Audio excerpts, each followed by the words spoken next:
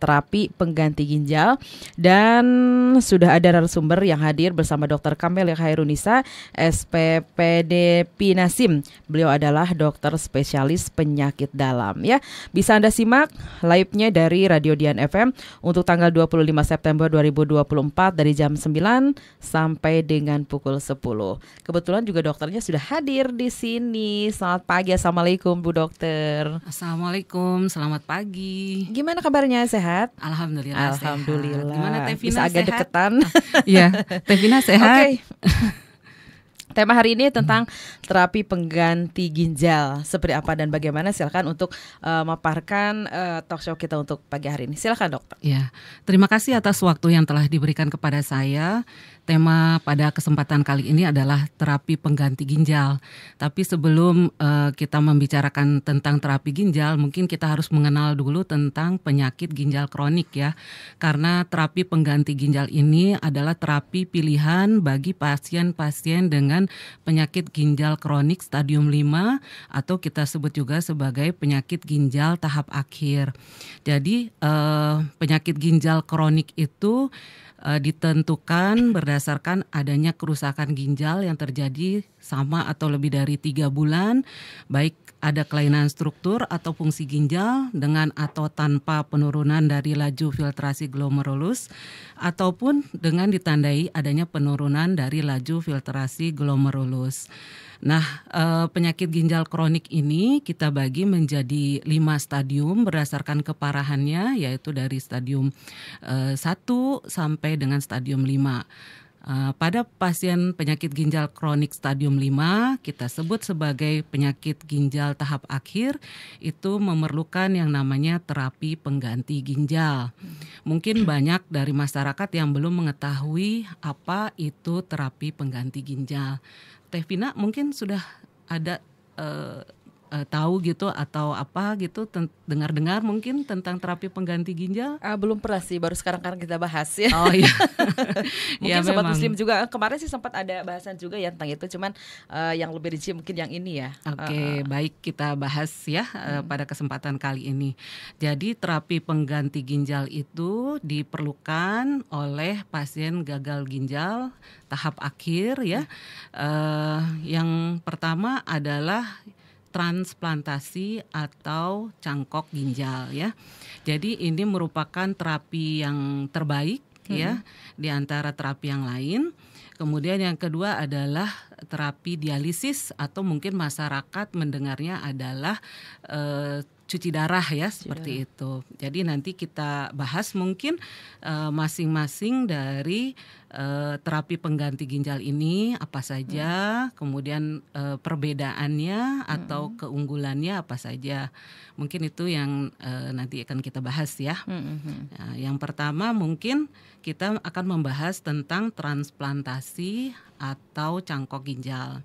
Ini merupakan metode yang terbaik. Kenapa metode yang terbaik? Karena tentu ginjal yang tadinya sudah sakit ataupun ginjal yang sudah menurun fungsinya ataupun ginjal yang sudah rusak itu akan digantikan dengan ginjal yang sehat ya. Nah, di sini tentu perlu ada yang namanya satu pendonor. Pendonor itu adalah orang yang memberikan ginjalnya yang sehat kepada pasien yang sakit ya. Kemudian yang kedua adalah resipien atau orang yang akan menerima ginjal yang sehat untuk menggantikan ginjalnya yang sakit. Jadi manusia itu diciptakan oleh Allah dengan 2 buah ginjal sehingga dia bisa mendonorkan salah satu ginjalnya untuk pasien yang membutuhkan seperti itu. Dan manusia masih bisa hidup dengan 1 ginjal yang sehat. Untuk menjadi pendonor tentu harus memenuhi kriteria-kriteria tertentu sehingga bisa ditentukan apakah ginjalnya tersebut cocok untuk diberikan kepada penerima atau resipien dari ginjal tersebut. Hanya saja kendalanya mungkin untuk di Indonesia, satu adalah keterbatasan dari pendonor ya, karena tentu saja untuk menjadi donor ginjal ini tidak sembarangan ya. Selain aspek medisnya tadi perlu dipenuhi, misalnya apakah pendonornya ini sehat, apakah ginjalnya yang akan diberikan itu juga sehat atau cocok untuk penerima, tapi juga aspek legalitasnya juga harus diperhatikan ya. Jangan sampai misalnya seperti jual beli ginjal seperti itu ya, itu tidak dibenarkan ya. Jadi untuk pendonor ginjal itu diharapkan atau diutamakan adalah keluarga yang utamanya, baik itu pasangan ataupun misalnya anak, dan yang mempunyai hubungan keluarga lebih diutamakan seperti itu. Jadi yang kendala pertama adalah masih adanya keterbatasan dari pendonor.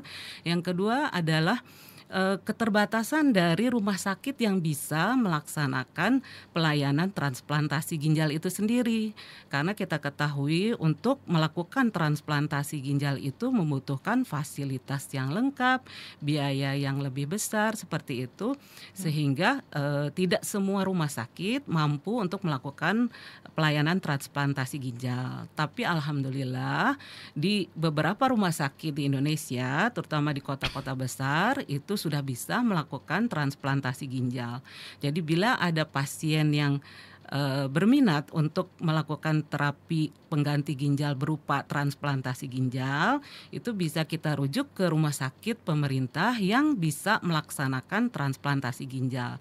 Dan kabar gembiranya lagi, transplantasi ginjal ini ternyata sudah bisa di-cover oleh BPJS. Jadi alhamdulillahnya seperti itu ya. Jadi bila ada pasien ataupun keluarga yang ingin membutuhkan transplantasi ginjal, silahkan segera berkonsultasi ke dokter spesialis penyakit dalam, bisa di Rumah Sakit Umum Daerah Sekarwangi untuk misalnya dikonsultasikan atau dirujuk untuk transplantasi ginjal seperti itu. Mungkin itu untuk yang transplantasi ginjal ya. Oke, dilanjut kembali. Nah, untuk ginjal yang memang sudah rusak dan ginjal yang masih sehat, ciri-cirinya seperti apa sih, Dok? Ya, jadi kerusakan pada ginjal itu bisa dinilai satu secara anatomi, itu bisa dilihat misalnya melalui pemeriksaan penunjang antara lain adalah USG maupun biopsi ginjal. Ataupun kerusakan ginjal itu bisa dilihat dari fungsi ginjal itu sendiri. Apakah ginjal itu masih bisa melakukan fungsinya dengan baik. Antara lain yaitu menyaring darah dan mengeluarkan zat-zat yang tidak dibutuhkan lagi oleh tubuh. Dan pemeriksaan fungsi ginjal ini membutuhkan beberapa pemeriksaan laboratorium seperti itu yang dilakukan di rumah sakit.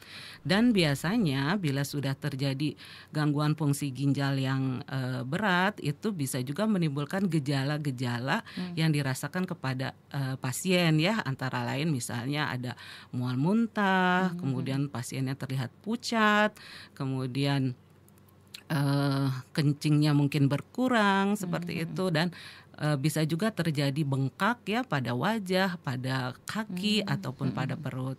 Untuk lebih lanjutnya yaitu jangan malu-malu ataupun jangan sungkan-sungkan untuk segera berkonsultasi ke dokter spesialis penyakit dalam. Nah, penyakit ginjal sendiri itu kan apa solusinya dengan cuci darah. Selain cuci darah, ada nggak sih terapi lain gitu untuk penyakit ginjal, Dok? Nah, tadi udah saya sampaikan bahwa terapi pengganti ginjal itu dibutuhkan oleh pasien penyakit ginjal kronis yang stadium 5 atau tahap akhir.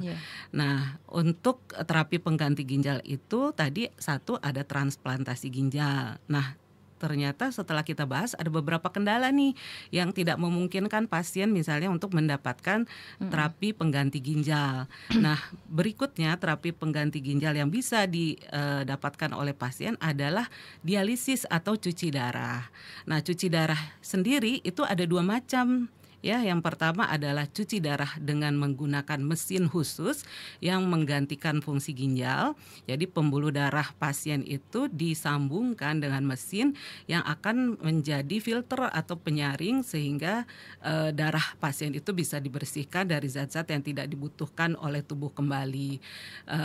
Cuman untuk cuci darah dengan mesin ini kita sebut juga dengan hemodialisa, itu juga satu harus dilakukan di rumah sakit yang mempunyai fasilitas untuk hemodialisa atau untuk cuci darah. Jadi cuci darah itu dilakukan di rumah sakit 2 kali seminggu. Dan pasien juga harus mempunyai akses untuk menghubungkan pembuluh darah pasien dengan mesin cuci darah tersebut. Selain cuci darah dengan mesin, ternyata sekarang juga sedang diupayakan atau digencarkan untuk cuci darah dengan memakai perut sendiri, Teh. Oh gitu? Iya. Oh, iya. Jadi tidak hanya dengan mesin, tapi juga dengan perut sendiri. Jadi di dalam perut kita itu ada lapisan dinding perut. Itu terapi baru ya?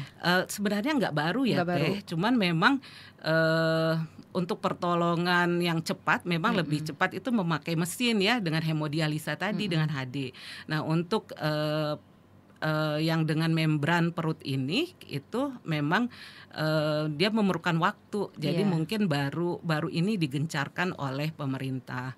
Jadi selain cuci darah dengan mesin, kita juga bisa melakukan cuci darah dengan selaput dinding perut sendiri atau kita sebut membran peritoneum.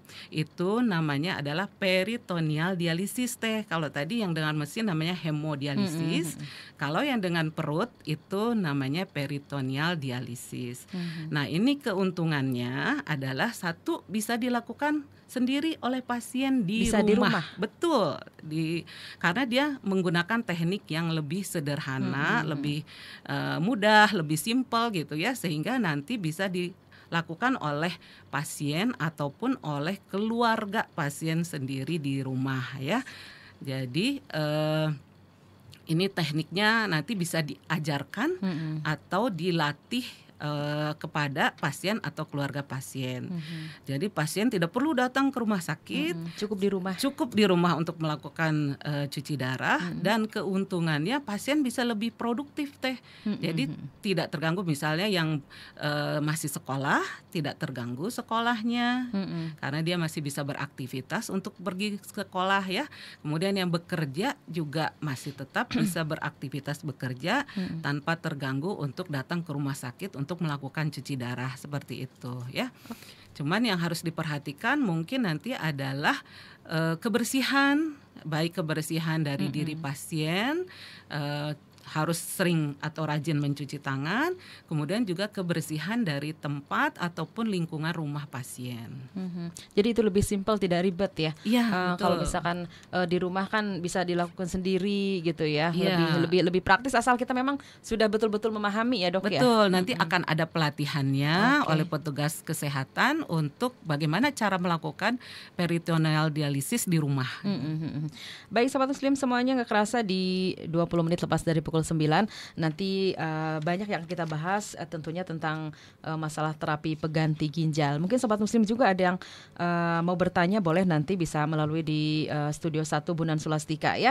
Dan baik, kita akan break dulu untuk mengikuti beberapa komersial berikut ini. Silakan Bunan. Baik, tentang terapi pengganti ginjal, Bu Dokter, penyakit apa saja sih yang bisa merembet ke ginjal tuh, ya kan? Mungkin tidak langsung ke ginjal, ada penyakit yang, waduh ini penyakit ternyata nanti bisa merembetnya ke sini gitu. Apa tuh penyakit apa saja nih, Dok? Iya, terima kasih pertanyaannya, bagus sekali ini ya, karena ini juga menjadi kewaspadaan bagi kita supaya tidak terkena penyakit gagal ginjal atau penyakit ginjal kronik. Jadi memang penyakit ginjal kronik itu bisa merupakan komplikasi dari suatu penyakit. Yang terbanyak itu adalah penyakit-penyakit kronis seperti hipertensi atau darah tinggi. Ya, jadi banyak pasien gagal ginjal yang membutuhkan terapi pengganti ginjal itu dengan riwayat darah tinggi atau hipertensi, betul. Jadi terutama hipertensi atau darah tinggi yang tidak terkontrol. Makanya ini penting bagi kita untuk secara dini ya melakukan pemeriksaan tekanan darah. Jadi jangan takut, jangan malu, jangan sungkan untuk datang ke fasilitas kesehatan untuk melakukan pemeriksaan tekanan darah. Jadi begitu kita cepat dideteksi menderita penyakit darah tinggi atau hipertensi, dan mendapatkan pengobatan secara tepat, maka itu bisa membuat prognosis atau kedepannya itu lebih baik untuk kesehatan kita, terutama untuk ginjal kita. Yang kedua adalah penyakit diabetes atau penyakit gula. Ya, jadi penyakit diabetes atau penyakit gula yang tidak terkontrol ini juga dapat berkomplikasi merusak pembuluh darah pada ginjal, sehingga nanti akhirnya jatuh kepada penyakit ginjal kronik, bahkan penyakit ginjal tahap akhir yang membutuhkan terapi pengganti ginjal tadi. Kemudian yang sering terjadi juga adalah karena penggunaan obat-obatan yang tidak sesuai dengan resep dokter. Nah, ini biasa masyarakat kalau ada sakit sendiri, sakit sedikit gitu ya, akhirnya membeli obat sendiri tanpa resep dokter, tanpa berkonsultasi kepada dokter. Nah, ini apabila dikonsumsi terus-menerus tanpa pemantauan ataupun tanpa saran daripada dokter, itu bisa berakibat mengganggu fungsi ginjal dan akhirnya bisa terjadi penyakit gagal ginjal. Dan yang sering juga adalah batu ginjal. Iya, jadi penyakit batu ginjal ini juga bisa merusak fungsi ginjal karena tadi adanya sumbatan, mengakibatkan aliran darah ataupun aliran dari urin itu tidak lancar, sehingga bisa mengganggu fungsi ginjal dan akhirnya jatuh ke penyakit ginjal kronis, bahkan yang tadi stadium akhir tadi.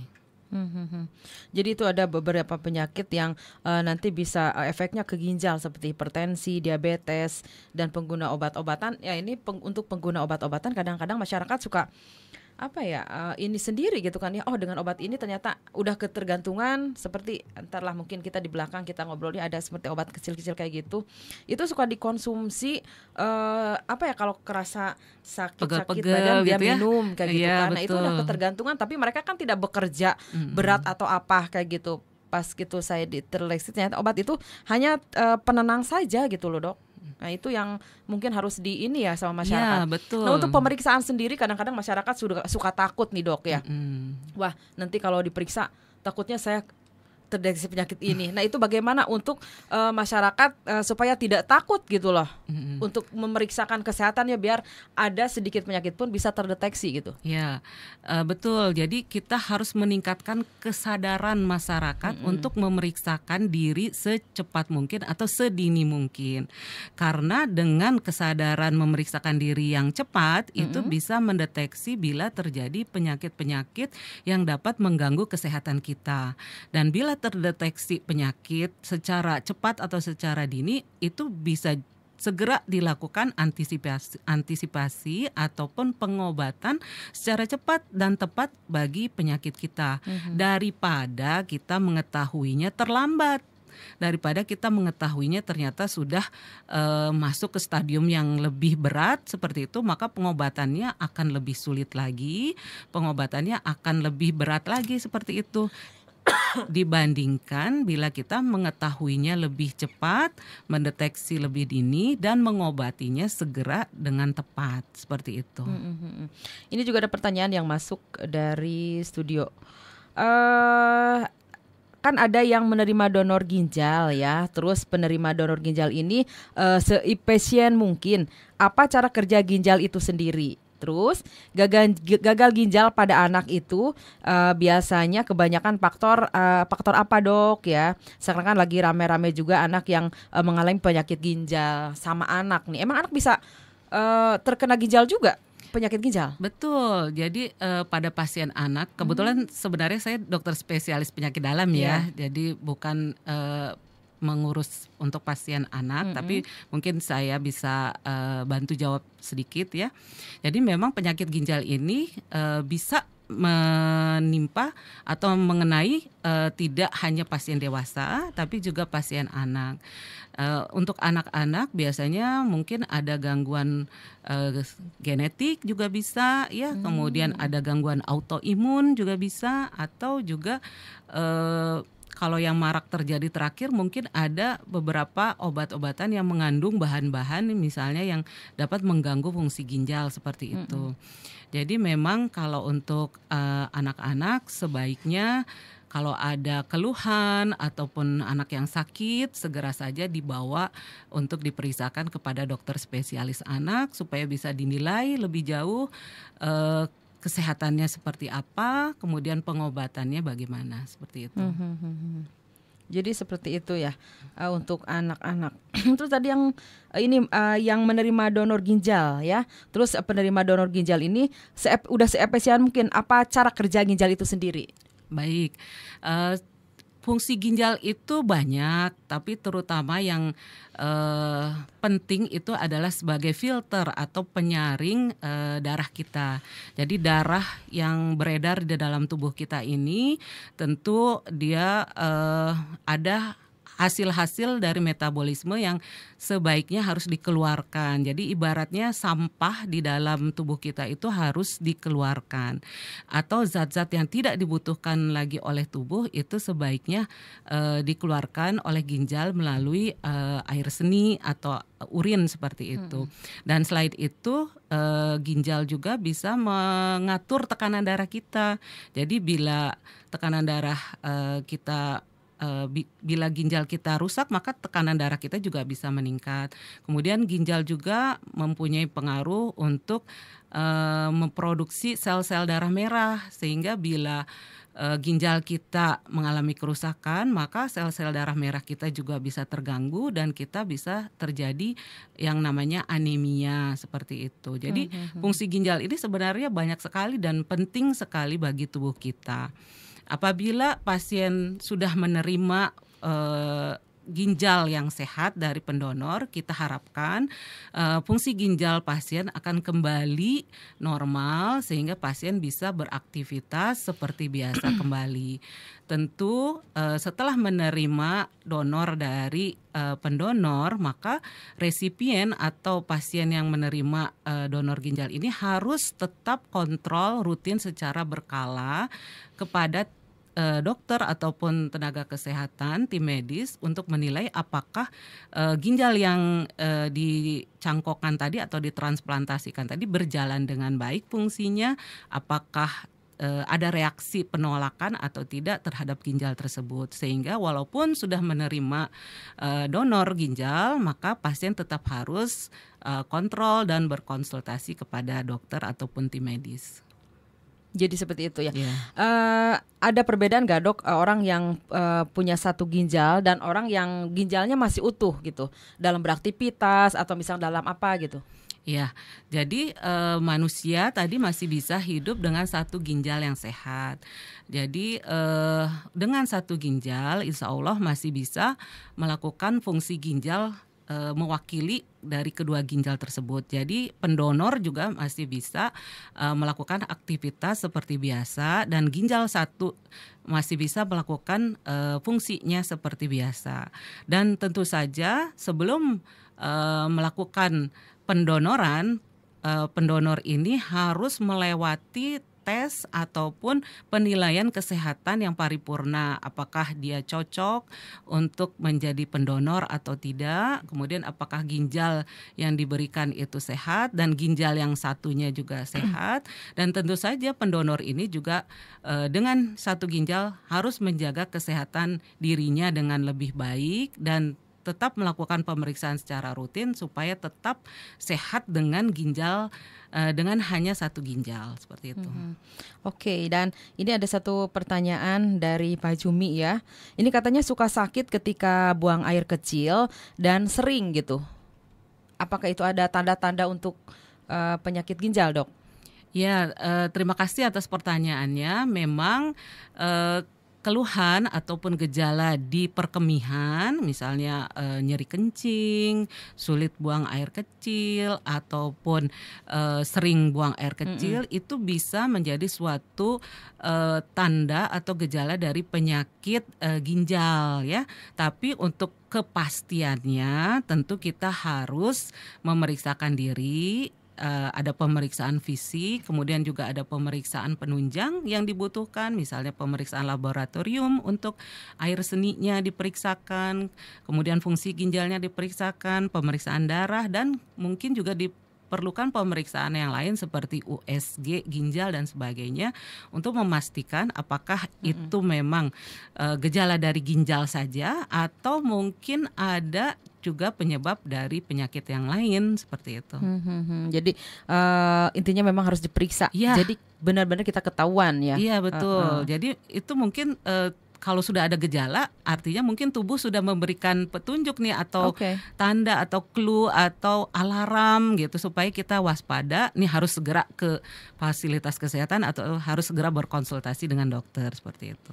Baik, sahabat Muslim semuanya, terima kasih. Buat yang mau bertanya pun kita masih ada waktu di menit yang ke-36 lepas dari pukul 9. Mungkin nanti kita akan bahas lagi masalah tentang terapi pengganti ginjal. Dokter, tadi kan untuk penyakit-penyakit yang bisa berefek kepada ginjal, salah satunya hipertensi atau darah tinggi. Nah, salah satu faktor gagal ginjal yaitu hipertensi ya.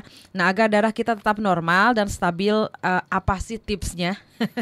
Terus kenapa orang yang hipertensi suka tiba-tiba darahnya turun atau anemia nih dok nih? Oh iya, oke. Terima kasih, ini pertanyaan yang bagus juga ya, karena pada prinsipnya kita itu harus memegang mencegah lebih baik daripada mengobati ya.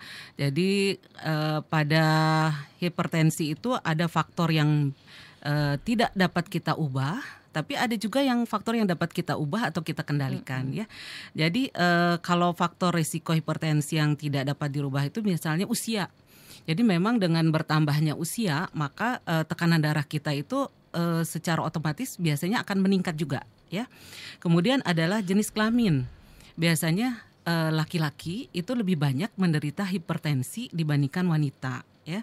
Kemudian adanya riwayat keluarga hipertensi, jadi kemungkinan keturunannya atau anak-anaknya juga bisa menderita hipertensi. Itu yang agak sulit kita ubah ya, karena kita nggak bisa memilih ya.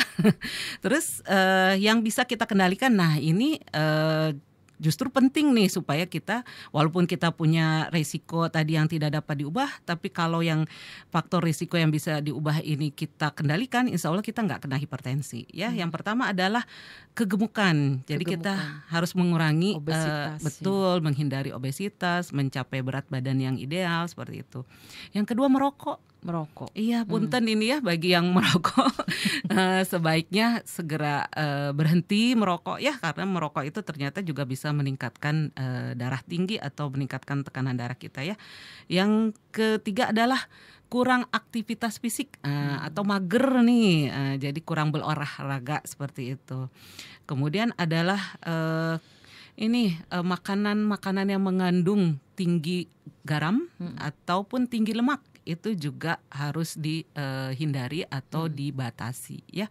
Jadi kan banyak sekarang makanan-makanan cepat saji yang tinggi lemak ya, kemudian yang asin yang banyak garamnya seperti itu, ataupun makanan-makanan yang instan ya. Kemudian keadaan di mana kadar lemak darah kita tinggi, misalnya kolesterol tinggi ataupun trigliseridanya tinggi, itu juga bisa meningkatkan tekanan darah. Nah ini bisa kita kendalikan dengan tadi mengurangi asupan makanan yang berlemak dan meningkatkan aktivitas fisik ya. Dan yang berikutnya adalah konsumsi alkohol. Jadi minuman keras ataupun yang mengandung alkohol itu bisa meningkatkan tekanan darah. Jadi sebaiknya dihindari ya, jangan sampai mengkonsumsi alkohol atau minuman keras. Yang terakhir adalah ternyata stres teh. Stres itu iya ya? Betul, stres itu juga akan meningkatkan tekanan darah. Tapi kita harus bisa mengelola stres ya, sehingga walaupun hidup kita penuh masalah, hidup kita banyak stresnya, tapi tetap harus semangat, tetap happy ya, sehingga tidak menimbulkan tekanan darah tinggi seperti itu. Atau mungkin supaya lebih gampang, ini ada slogan ya, cerdik. Cerdik, apa tuh cerdik? Nah, cerdik itu adalah cara mencegah hipertensi dengan cerdik. C-nya cek kesehatan rutin. Nah, terutama mengecek tekanan darah. Jadi jangan ragu-ragu, jangan takut-takut, jangan malu-malu untuk rajin memeriksakan tekanan darah ya. Yang E-nya nyahkan asap rokok. Tadi nyahkan. Iya, jangan merokok gitu ya. Yang sudah merokok berhenti, yang belum merokok jangan merokok. R-nya rajin berolahraga. D-nya diet seimbang, tadi hindari makanan yang berlemak dan mengurangi konsumsi garam.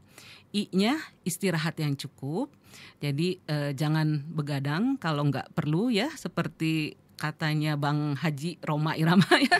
Jadi jangan bergadang kalau nggak ada perlunya ya, tidak ada artinya. Jadi kita harus istirahat yang cukup.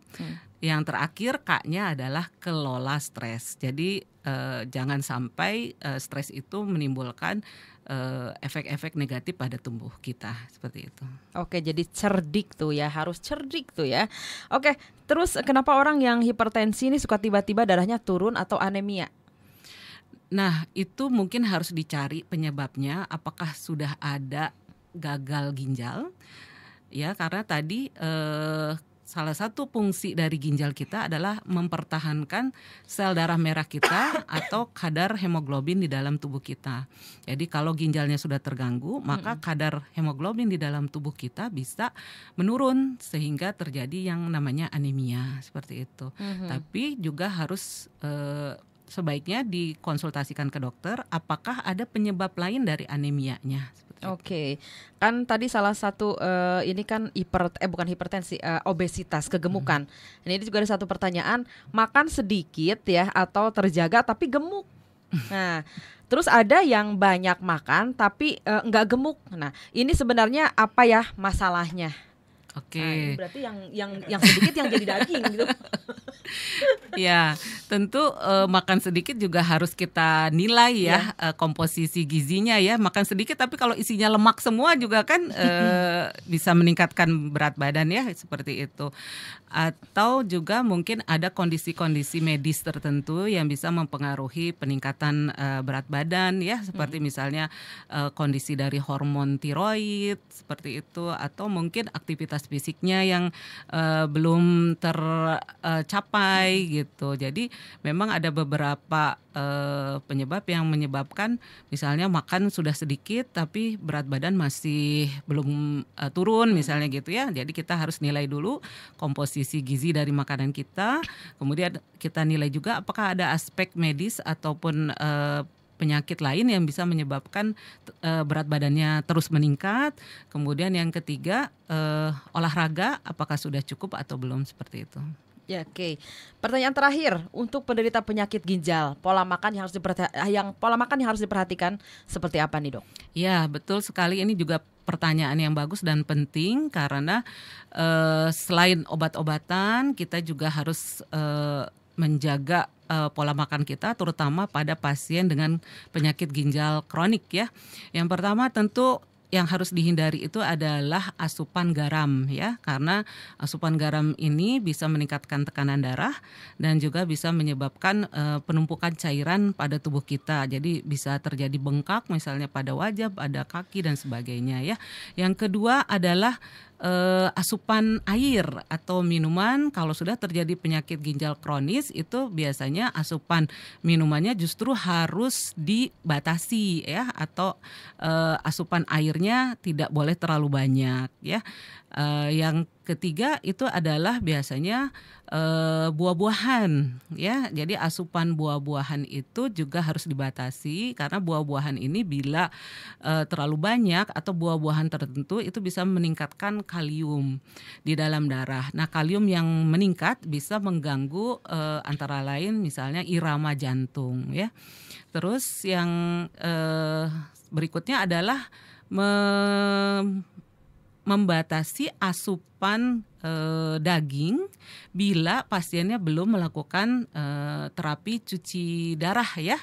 Jadi kalau pasiennya belum rutin menjalani cuci darah atau hemodialisa, maka pasien harus membatasi asupan daging. Tapi apabila pasien sudah menjalani hemodialisa secara rutin di rumah sakit, maka pasien dapat makan atau mengkonsumsi daging seperti biasa. Jadi itulah ya, makanannya harus memang diperhatikan untuk penderita ginjal. Satu lagi terakhir, Dok, ketika orang marah-marah, menyala nih, lagi marah, itu benar nggak sih orang tuh penderita hipertensi? Kan suka gitu dong. Ini darah tinggi nih, kayaknya gitu marah-marah ya. mulu Iya, gitu. mungkin tadi berhubungan dengan stres ya, faktor stres tadi bisa menjadi faktor risiko terjadinya hipertensi gitu. Jadi ada benarnya juga mungkin ya orang yang sering marah-marah. Iya. Artinya orang yang stres itu tidak bisa mengelola stresnya, akhirnya ujung-ujungnya tekanan darahnya bisa meningkat seperti itu. Jadi memang ada hubungan lah ya. Iya, jadi jangan marah-marah. Jangan marah-marah, Jangan pokoknya marah. harus mengelola stres biar tidak Betul, hipertensi dan betul. juga nanti bisa merembet ke ginjal. Betul. Dokter, karena memang waktunya sudah tidak mencukupi, ada tambahan selain nanti kita tarik kesimpulan. Ya, terima kasih. Jadi terapi pengganti ginjal itu ada 2 macam ya. Yang pertama adalah transplantasi ginjal atau cangkok ginjal. Ini merupakan terapi yang terbaik, tapi ada beberapa kendala sehingga kita belum bisa melaksanakannya secara merata di Indonesia. Nah, bila belum bisa melakukan transplantasi ginjal, maka terapi berikutnya adalah dialisa atau kita kenal dengan cuci darah. Cuci darah ini ada 2 macam. Yang pertama adalah dengan mesin, kita kenal sebagai hemodialisa.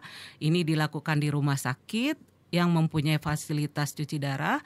Dilakukan 2 kali seminggu dan dilakukan pada pasien yang mempunyai akses berupa selang CDL ataupun Simino atau Avesan.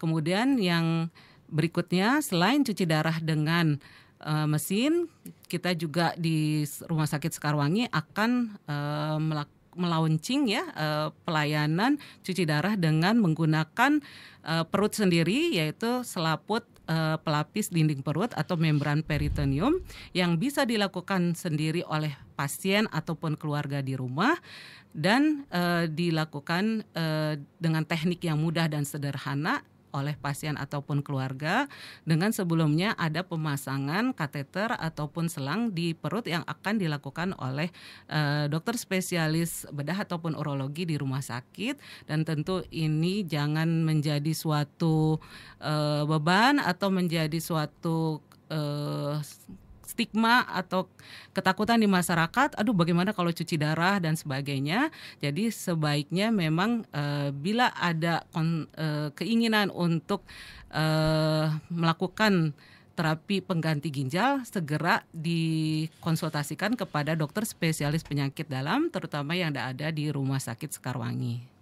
Seperti itu. Oke, terima kasih dokter sudah hadirnya talk show kesehatan dari RSUD Sekarwangi dengan tema terapi pengganti ginjal. Untuk hadirnya bersama dokter Camelia Hairunisa ya.